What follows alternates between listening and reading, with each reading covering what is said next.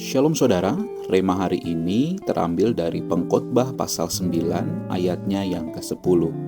Kebiasaan menunda, ini kata Alkitab. Ada satu fakta menarik yang sering kita abaikan dalam hidup di era modern, yaitu kita hidup di era yang paling sibuk, tetapi paling mudah menunda.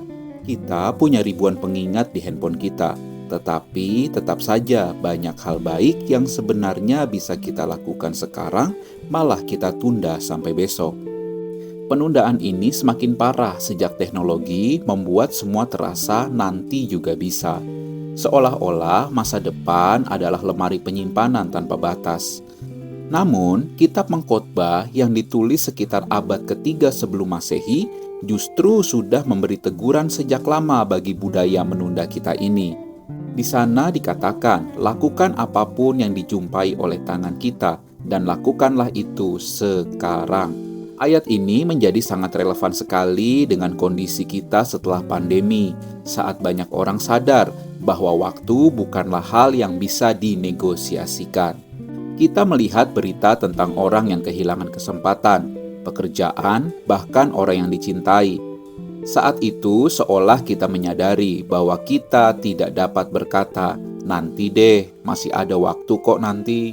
Ayat ini bukan hanya bicara soal kerja keras, tetapi soal hidup dengan kesadaran penuh bahwa kesempatan tidak datang dua kali.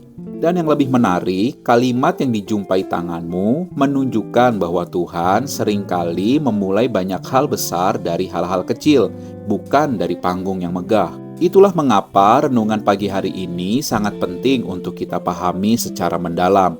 Bukan sekedar melakukan sesuatu, tetapi melakukannya sekuat tenaga. Ayat utama kita dari ayat yang ke-10, demikian bunyi firman Tuhan. Segala sesuatu yang dijumpai tanganmu untuk dikerjakan, kerjakanlah itu sekuat tenaga, karena tak ada pekerjaan, pertimbangan, pengetahuan, dan hikmat dalam dunia orang mati, kemana engkau akan pergi. Pengkhotbah 9 ayat yang ke-10 menggunakan frase Ibrani, Kol Asher Timsa Yadeka, yang secara literal berarti segala yang ditemukan oleh tanganmu. Ungkapan ini adalah idiom Ibrani kuno yang digunakan dalam konteks kehidupan sehari-hari untuk menekankan tindakan yang langsung dapat dilakukan tanpa menunggu syarat tambahan. Artinya, ketika kita menemukan sesuatu yang benar, baik, dan memungkinkan untuk dilakukan saat itu, itulah yang harus segera kita kerjakan.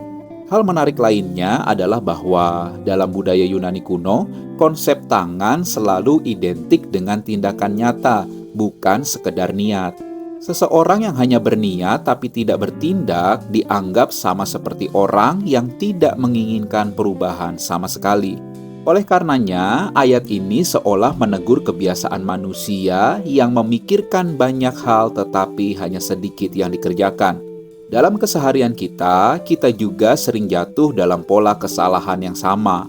Contohnya, kita mendengar khotbah, kita merasa tersentuh, kita ingin berubah, tetapi setelah itu tidak ada tindakan nyata yang mengikuti.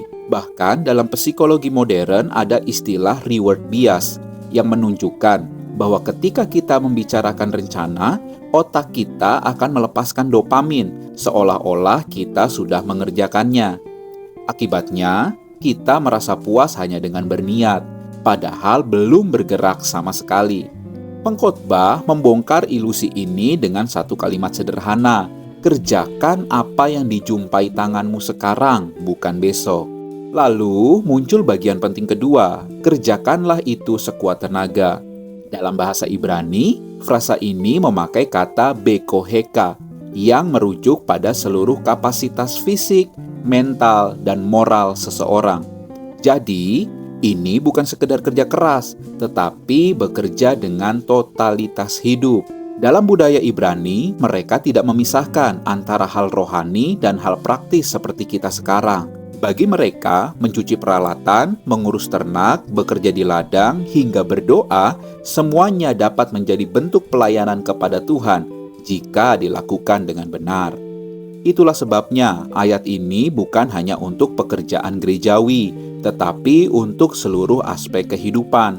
Ketika kita bekerja dengan sungguh-sungguh di tempat kerja, itu pun adalah bentuk ibadah. Ketika kita mengasuh anak dengan sabar, itu pun adalah pelayanan. Ketika kita menepati janji kecil yang kita ucapkan, itu pun adalah bentuk kesetiaan kepada Tuhan. Dan bagian menarik lainnya adalah hubungan ayat ini dengan kebiasaan masyarakat modern yang sangat terobsesi dengan kesempatan besar. Padahal, sebagian besar pekerjaan besar Tuhan dalam Alkitab dimulai dari hal-hal kecil yang tampaknya biasa. Contohnya, Musa hanya sedang mengembalakan kambing ketika Tuhan memanggilnya dari semak yang terbakar. Daud hanya mengirimkan makanan untuk kakak-kakaknya ketika dia akhirnya menghadapi Goliat. Gideon hanya sedang mengirik gandum diam-diam ketika malaikat Tuhan menampakkan diri kepadanya. Semua momen besar itu bermula dari kesetiaan dalam hal kecil.